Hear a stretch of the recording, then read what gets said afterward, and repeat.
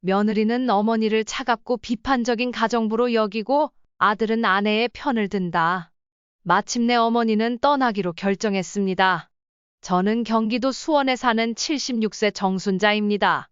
평생을 남편과 함께 작은 철물점을 운영하며 성실하게 살아왔습니다. 남편은 10년 전에 세상을 떠났고 그 후로 저는 혼자 남아 가게를 지키며 아이들을 키웠습니다. 큰아들은 서울에서 잘 나가는 회사에 다니고 작은아들은 맞벌이를 하며 두 아이를 키우고 있습니다. 큰딸은 미국으로 이민을 가서 가끔씩 연락이 오긴 하지만 예전처럼 자주 보지는 못합니다. 혼자 사는 것이 외롭기도 하지만 아이들이 각자 잘 지내고 있어 그나마 위안이 됩니다. 몇 년 전 작은 아들이 손주들을 돌봐줄 사람이 필요하다고 해서 저는 아들의 집으로 들어가 손주들을 돌보기 시작했습니다. 아들 내외는 바빴고 손주들은 아직 어려 제가 나서지 않을 수 없었습니다. 처음에는 손주들을 돌보는 것이 정말 기쁘고 보람찼습니다. 손주들이 할머니, 할머니 하고 부를 때마다 살아가는 이유가 되는 것 같았죠. 하지만 그때는 몰랐습니다. 시간이 지나면서 상황이 어떻게 변할지 그리고 제 마음이 어떻게 짓밟히게 될지를 말입니다. 처음 아들 집에 들어갔을 때는 모든 것이 새롭고 즐거웠습니다. 손주들이 학교에 가고 돌아올 때까지 저는 온 집안을 정리하고 맛있는 음식을 준비하곤 했습니다. 아들이 퇴근하고 들어올 때면 고생했어 라며 따뜻한 차 한 잔을 내밀었죠. 그날의 수고로움을 잊게 해주고 싶어 따뜻한 말 한마디를 건네는 것이 저희 작은 기쁨이었습니다. 그러나 시간이 지나면서 제가 돌봐야 할 것은 손주들만이 아니었습니다. 며느리가 요구하는 집안일이 점점 많아졌습니다. 바닥 청소부터 창문 닫기까지 제가 하지 않으면 아무도 하지 않았습니다. 손주들을 돌보느라 허리가 아플 때도 있었지만 며느리는 그것마저 당연하다는 듯이 여겼고 그 태도는 저를 더욱 지치게 만들었습니다.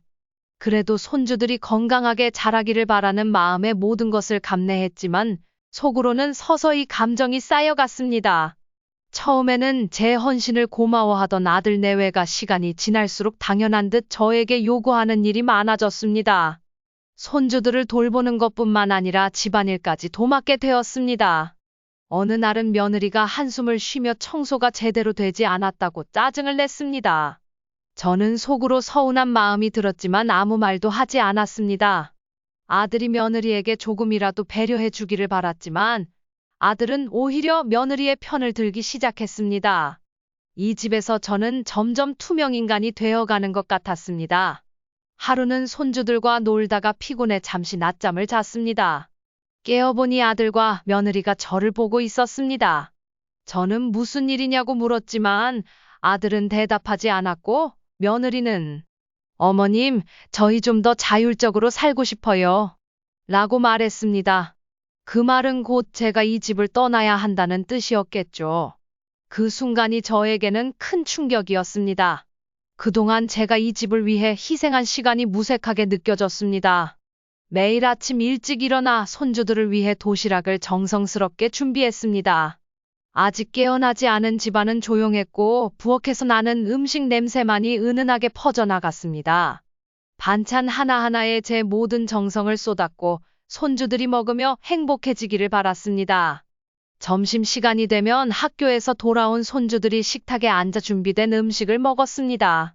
그들의 해맑은 얼굴을 보면 하루의 피로가 눈 녹듯 사라졌죠. 그러다 보면 어느새 저녁 시간이 되었고 저녁 식사를 준비하면서도 오직 손주들이 건강하고 행복하게 자라나기만을 바랐습니다. 하지만 아들 내외는 점점 저희 헌신을 당연하게 여겼고 저는 그저 그들에게 편리한 존재로 변해갔습니다. 손주들이 학원에서 돌아오는 밤이면 피곤한 몸을 이끌고 그들의 숙제를 도와주었습니다. 잠이 쏟아지는 것을 억누르며 함께 문제를 풀고 글씨를 가르쳤습니다. 그러면서도 손주들이 잘 자라는 모습을 보면 피로는 잊혔습니다. 하지만 아들 내외는 제가 하는 모든 일을 고마워하지도 알아주지도 않았습니다. 그들의 무관심 속에서 저의 헌신은 점점 당연한 것으로 변해갔습니다. 처음에는 사소한 잔소리에서 시작되었습니다. 며느리는 점점 집안일에 대한 불만을 늘어놓기 시작했습니다. 엄마, 이건 이렇게 하시면 안 돼요. 엄마, 왜 이렇게 하세요? 처음에는 이해하려고 했습니다. 젊은 사람들은 요즘 방식에 익숙하니까요. 그래서 처음엔 며느리의 불만도 이해하려고 했습니다. 하지만 그 불만이 점점 날카로워지며 저를 향한 며느리의 눈빛은 점점 차가워졌습니다. 하루는 큰 손주가 저에게 다가와 말했습니다. 할머니, 엄마가 할머니가 청소를 제대로 안 한다고 하셨어요. 그 말을 듣는 순간 제 마음이 저릿해졌습니다. 매일 아침부터 밤까지 집안일을 하느라 쉴 틈도 없었는데 그 모든 노력이 무시된 것 같았습니다. 며느리는 점점 더 많은 요구를 했고 아들은 그저 조용히 며느리의 편을 들어주기만 했습니다. 저는 며느리와 아들의 불만에 대답하지 않고 그저 묵묵히 집안일을 계속했습니다. 하지만 속은 점점 타들어갔습니다. 손주들 때문에 이 집을 떠날 수 없다는 생각에 그저 참고 또 참았습니다. 그러나 그럴수록 제 마음속 깊은 곳에서는 작은 균열이 생기기 시작했습니다. 그렇게 바쁜 일상 속에서 제 몸은 점점 약해져 갔습니다. 무릎이 아프기 시작하더니 허리도 쑤시기 시작했습니다. 어느 날은 너무 아파서 병원에 가보았더니 의사 선생님은 관절염이 심해졌다고 말했습니다. 약을 처방받아 왔지만 집에 돌아와도 쉴 틈이 없었습니다. 손주들이 학원에서 돌아오기 전에 식사를 준비해야 했고 그들이 잠들기 전까지는 할 일이 끝나지 않았습니다. 약을 먹으면서도 제 몸은 나아지지 않았고 오히려 점점 더 쇠약해져 갔습니다. 한밤중 혼자 앉아 있을 때면 집안이 너무나도 조용했습니다. 아들은 퇴근 후 피곤하다는 이유로 저와 대화할 시간도 없었고 며느리는 더욱더 저를 외면했습니다. 그렇게 쌓여가는 외로움 속에서 저는 점점 더 지쳐갔습니다. 어느 날 밤 침대에 누워있자니 고요한 방 안에 제 숨소리만이 들렸습니다. 그때 저는 깨달았습니다. 더 이상 이 집에 있어도 아무도 저를 필요로 하지 않는다는 사실을 말입니다. 그렇게 혼자 울다 지친 채 잠들었던 날들이 하나둘 늘어갔습니다. 어느 날 아침 저는 부엌에서 설거지를 하다가 손이 미끄러져 그만 며느리의 소중한 그릇을 깨뜨리고 말았습니다. 그 그릇은 결혼 선물로 받은 것이라며 며느리가 아끼던 물건이었죠. 순간 제 심장은 철렁 내려앉는 기분이었습니다. 떨리는 손으로 깨진 조각들을 주워 담고 있는데 며느리가 부엌으로 들어왔습니다. 그녀는 깨진 그릇을 보자마자 얼굴이 굳어지더니 저를 향해 냉랭한 눈빛을 보냈습니다. 엄마는 이제 아무것도 제대로 못하시네요. 왜 계속 실수를 하세요? 라고 말했습니다. 그 순간 저는 할 말을 잃었습니다. 그동안 집안일을 하며 실수하지 않으려고 얼마나 조심했는지 모릅니다. 하지만 그 모든 노력은 그 말 한마디로 무너져 내렸습니다. 아들은 바로 옆에서 이 모든 것을 보고 있었지만 한마디도 하지 않았습니다. 그저 무표정한 얼굴로 며느리의 말을 듣고 있을 뿐이었죠. 그날 밤 저는 눈을 감고도 잠들 수가 없었습니다. 그동안 제가 이 집을 위해 해왔던 모든 일이 헛되게 느껴졌습니다. 며느리와의 갈등이 이제는 너무 깊어져 더 이상 참을 수 없다는 생각이 들었습니다. 다음 날 아들과 대화를 시도했습니다. 며느리의 행동이 너무 심하다. 저도 사람인데 이렇게 대우받을 수는 없다. 라고 말했습니다. 하지만 아들의 반응은 제가 예상했던 것과는 달랐습니다. 그는 제 말을 듣고도 아무런 감정이 실리지 않은 목소리로 엄마, 며느리 말을 좀 들어주세요. 젊은 사람들이 하는 대로 놔두세요. 라고 말했습니다. 그 말을 듣는 순간 마치 세상이 무너지는 듯한 기분이었습니다. 아들은 며느리의 편을 들며 저를 외면했습니다. 저는 그저 이해받고 싶었을 뿐인데 아들은 오히려 저를 더 멀리하는 것 같았습니다. 그날 저녁 저는 혼자 방에 들어가 멍하니 앉아 있었습니다. 그동안 이 집에서 내가 차지했던 자리가 이제는 아무런 의미가 없다는 생각이 들었습니다. 아들의 무관심은 시간이 지날수록 더 명확해졌습니다. 제가 무슨 말을 해도 아들은 그저 고개를 끄덕일 뿐이었고 며느리의 의견을 따랐습니다. 이 집에서 제가 점점 투명 인간이 되어가는 것 같았습니다. 더 이상 이곳에서 제 자리를 찾을 수 없다는 생각이 들었습니다. 며느리의 차가운 태도와 아들의 외면이 반복되면서 저는 점점 더 이 집을 떠나야겠다는 생각을 하게 되었습니다.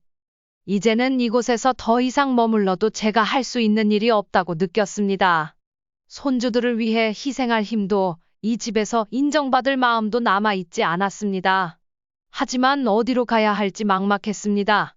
친척들도 멀리 떨어져 있었고 이 나이에 새로운 곳으로 떠나는 것이 두려웠습니다.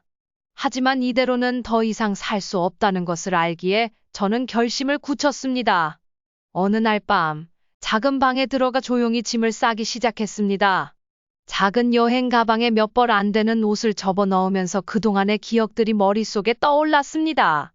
마음이 무거웠지만 이 결정을 내리는 것이 제 자신을 위해 해야 할 일이라는 것을 알았습니다. 어느 날 아침, 저는 조용히 짐을 싸기 시작했습니다. 손주들이 학교에 가고 아들 내외가 출근한 후 더 이상 이 집에 있을 수 없다는 결심을 했습니다. 그동안 모아둔 작은 여행 가방을 꺼내 옷가지와 소중한 물건들을 하나씩 넣기 시작했습니다. 오래된 사진 몇 장, 손주들이 그려준 그림, 그리고 결혼 반지까지. 그 모든 것들이 제 인생의 소중한 조각들이었습니다. 짐을 싸면서도 가슴이 먹먹했습니다. 그동안의 고생과 아픔이 한꺼번에 밀려오는 듯 했습니다. 하지만 더 이상 참을 수 없다는 생각에 이끌렸습니다. 이 집에서의 삶은 더 이상 저를 위한 것이 아니었습니다. 벽에 걸린 시계의 초침 소리가 유난히 크게 들리던 그 순간, 저는 이 집을 떠나는 것이 옳은 결정이라고 스스로에게 다짐했습니다. 짐을 다 싸고 나니 이제 떠날 시간이라는 것이 실감이 났습니다. 저는 수원에 있는 작은 원룸을 얻어 그곳으로 이사했습니다. 방 한 칸짜리 작은 공간이었지만 제 마음은 오히려 편안해졌습니다. 이 방에서라면 더 이상 누구의 눈치를 볼 필요도 누군가에게 상처받을 일도 없을 것 같았습니다. 이사를 마치고 방에 들어서니 작은 창문으로 부드러운 햇살이 들어왔습니다. 그 빛은 저에게 새로운 시작을 알리는 것만 같았습니다. 비록 외롭지만 이 작은 방에서 저는 다시 태어난 기분이 들었습니다. 이곳에서 새로운 삶을 시작하겠다고 굳게 다짐했습니다. 아무것도 없지만 그 무엇보다도 자유로웠습니다. 저는 이 작은 방에서 제 자신을 다시 찾기로 결심했습니다. 이제는 아들 내외에게 의지하지 않고 제 스스로 살아가야겠다는 생각이 들었습니다. 손주들을 더 이상 볼 수 없다는 것이 마음 아프지만 저를 위해 이제는 그런 집착에서 벗어나기로 했습니다. 혼자라는 것이 외롭지만 그 외로움 속에서 저는 오히려 강해질 수 있다는 것을 깨달았습니다. 창밖을 내다보니 고요한 거리에는 바람만이 불고 있었습니다. 그 바람은 마치 저에게 새로운 길을 안내해 주는 것처럼 느껴졌습니다. 저는 그동안의 아픔과 상처를 치유하고 새로운 인생을 살아가기로 굳게 다짐했습니다. 이제는 저 자신을 위해 오롯이 저만의 시간을 살겠다는 결심을 했습니다. 며느리의 작은 식당이 갑작스럽게 위기에 처한 날, 저는 이미 이 상황을 예상한 듯 했습니다. 식당을 열고 얼마 되지 않아 며느리가 투자를 잘못했는지 큰 손해를 보게 되었다고 했습니다. 그날 저녁 며느리는 저에게 전화를 걸어왔습니다.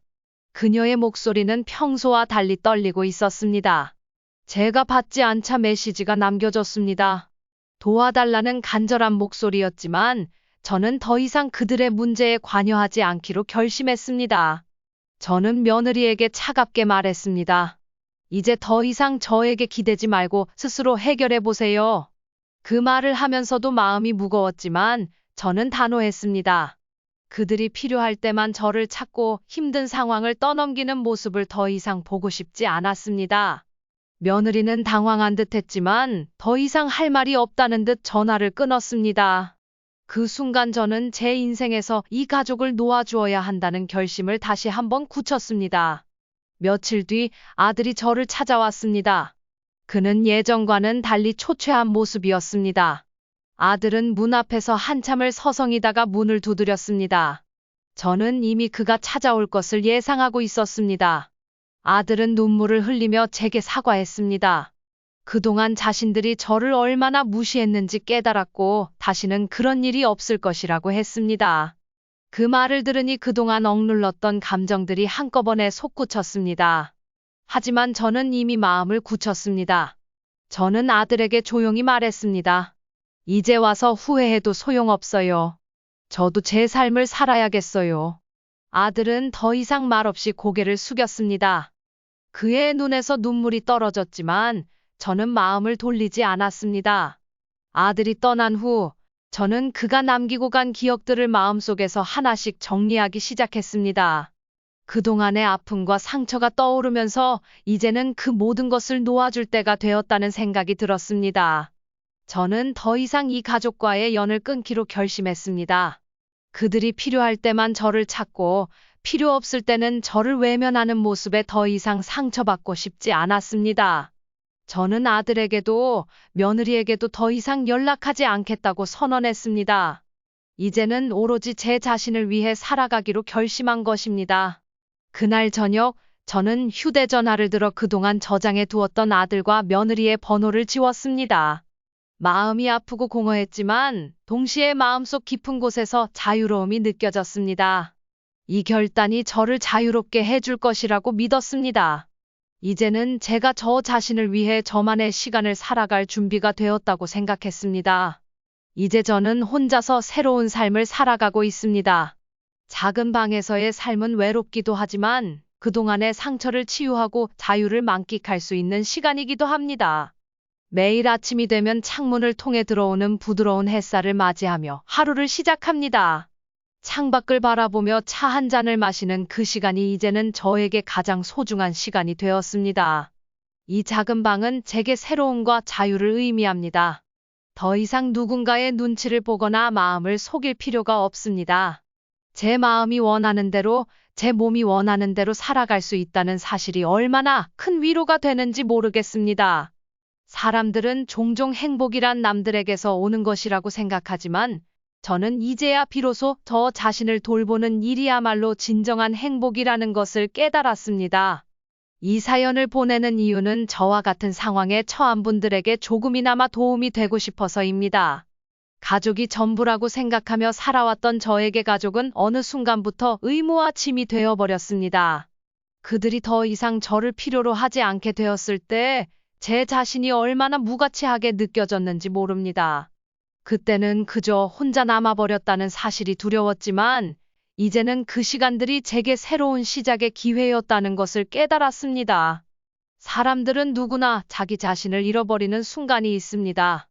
하지만 그때야말로 자신을 다시 찾아야 하는 순간이기도 합니다.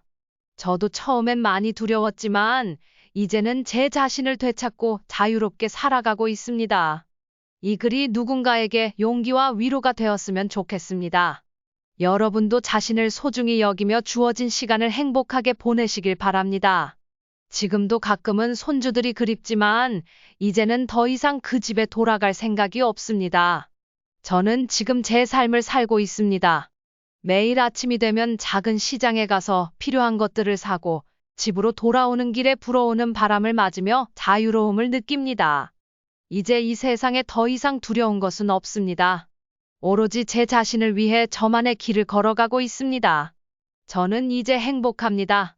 그리고 여러분도 자신의 삶을 소중히 여기며 주어진 시간을 행복하게 보내시길 바랍니다. 감사합니다.